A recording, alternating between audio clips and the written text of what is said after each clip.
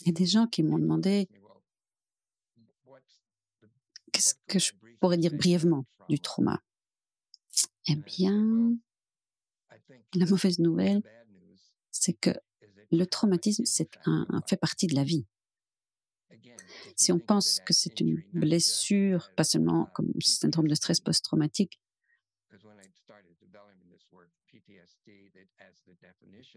la définition du trouble était faite bien après.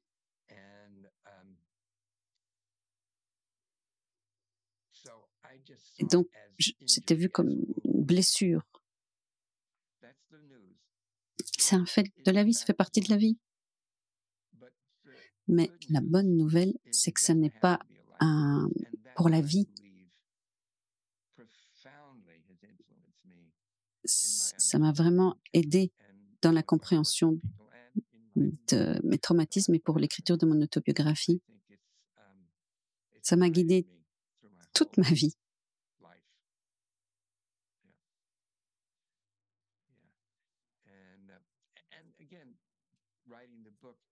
Et le fait d'avoir écrit ce livre, c'est aussi pour que les gens puissent aussi passer en revue leur vie. Ça ne doit pas être nécessairement publié. Mais enfin là, je parle pour moi. Ça a été tellement capital d'écrire tout ça et de le vivre et de développer ça pour en faire un livre. Je sais qu'on a tous toutes nos histoires à raconter. Et il n'y en a pas qui sont plus ou moins importantes que d'autres. On a tous toute notre histoire à raconter. Et j'encourage vraiment les gens à se pencher sur leur vie et à suivre votre vérité. Et c'est ce qui s'est passé pour moi. J'ai suivi ma vérité, peu importe où elle me menait. Et c'est un engagement que j'avais envers moi-même, vraiment. Est-ce que vous sentez, après avoir écrit ce livre, après avoir travaillé pendant tellement d'années autour du traumatisme,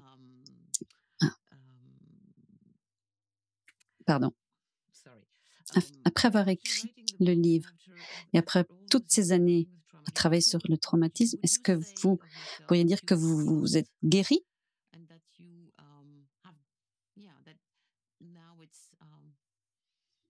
Vous avez été sur ce chemin de guérison et alors maintenant, qu'en est-il? Alors aujourd'hui, eh bien, vous savez, je ne suis pas liée par mes traumatismes. Quelque chose peut encore revenir, mais en fait, on traverse ça. Je ne reste pas coincée dedans.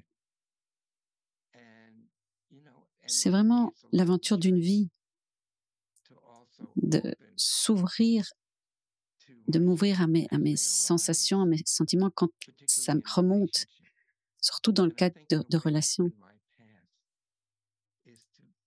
Et c'est vraiment ce que je fais, c'est m'ouvrir à mes sentiments. Et quand je me repense à mon père et ma mère qui disaient non, ne pleure pas. Voilà, c'est vraiment m'ouvrir à ces sentiments. J'ai lu des livres qui m'ont touchée ou des films pour pratiquer ça, comme pratique de guérison.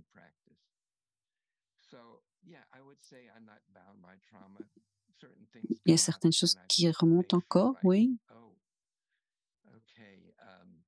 Ah oui, je sais d'où ça vient, ça.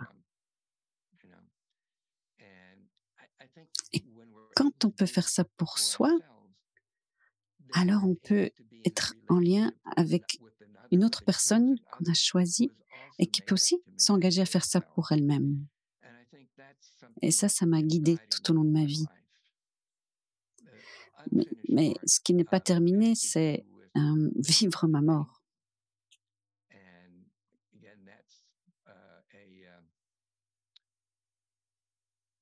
C'est toujours en cours, effectivement.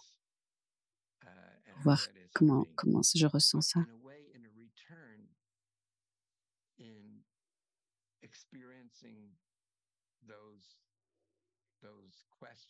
Mais ces questions existentielles de vie et de mort, en fait, je me souviens d'une image de moi, je devais avoir 18 mois, 2 ans. Attendez, si c'est OK, je vais vous montrer.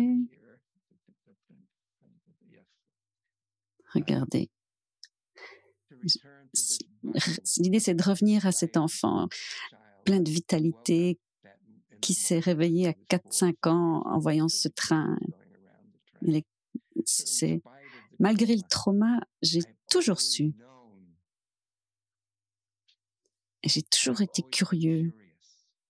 Et j'ai toujours posé des questions. Peut-être que la plus grande d'entre elles, c'était difficile d'écrire là-dessus. Mais c'était très guérisseur aussi. Ça m'a appris des choses. Quand je travaillais sur la thèse de mon doctorat, dans les années 70, j'enseignais ce qui est devenu après la somatic experiencing. J'avais un restaurant préféré, c'était le Beggar's Banquet sur la San Pablo Avenue. Et après des longues journées à travailler sur ma thèse et à voir des patients, j'allais dans ce restaurant. Et ils m'accueillaient toujours par mon prénom. Et je m'asseyais toujours à la même table. Généralement, je commençais par un bol de soupe bien chaude avec de la baguette qui était bien croustillante à l'extérieur, moelleuse à l'intérieur. Et voilà, je laissais ma journée derrière moi, je profitais de mon repas. Et un jour, à propos de rêve, il y avait comme une ombre qui venait de ma gauche. J'ai regardé, j'ai vu cet homme avec des cheveux tout bouclés. Il portait une veste toute froissée qui avait l'air de taille deux fois plus grande que pour lui. Et il est venu pour s'asseoir. Je l'ai donc invité à s'asseoir. Je me suis rendu compte que c'était une image d'Albert Einstein. Alors, il y a une part de moi qui pense que c'était de l'imagination active. C'est ce que on dit que c'est les enfants vivent ça et qui perdent ça en devenant adultes. Mais je pense que c'est faux. Non, c'est ce dont on a le plus besoin. Et donc, c'est un exemple, ça, d'imagination active. Donc, je savais d'un côté que c'était pas réel, mais c'était si important que ça semblait vraiment réel. Et donc, je lui posais des questions. Et puis, lui me posait des questions sur mes questions. Un peu comme un dialogue socratique. Et ça a continué pendant 1 an, environ, oui. Et lors de notre dernière rencontre, je commençais à remarquer que les choses qui touchaient certaines personnes provenaient pas nécessairement de leur vie, mais des parents, grands-parents, etc. Et donc, il m'a guidée pour comprendre comment tout ça se passe.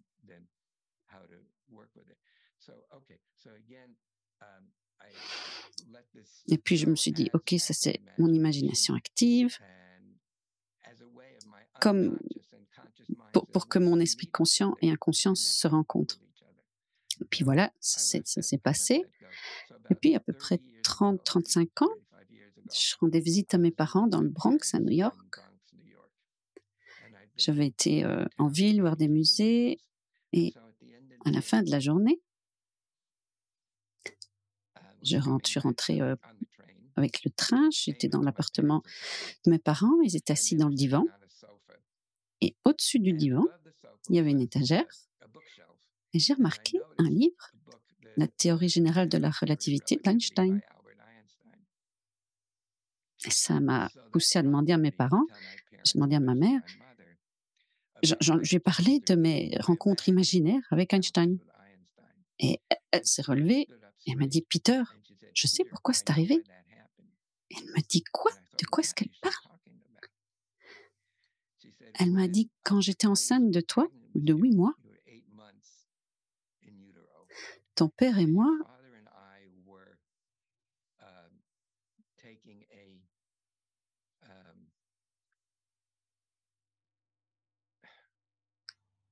comment est-ce que je pourrais décrire ça au mieux?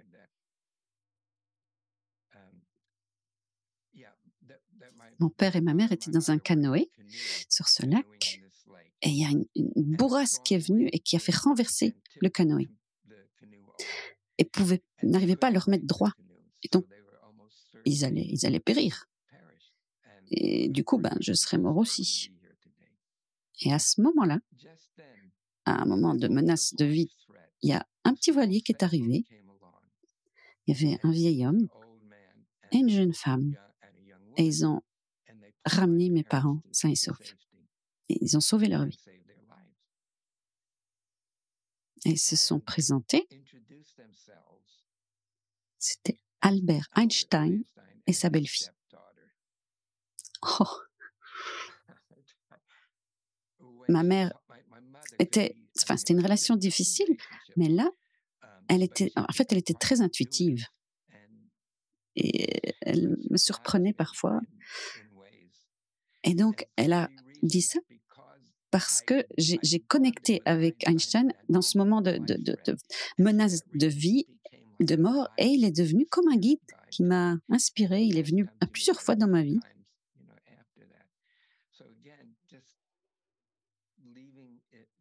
Donc, cette imagination active, il n'y avait pas vraiment de réalité à ça.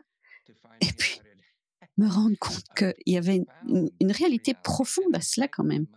Et c'est un des dons que j'ai de ma mère, c'est cette capacité d'intuition et aussi cet amour de l'apprentissage. Ça, c'est une partie de mon parcours de vie. Merci d'avoir partagé ça. On arrive à la fin de notre séance.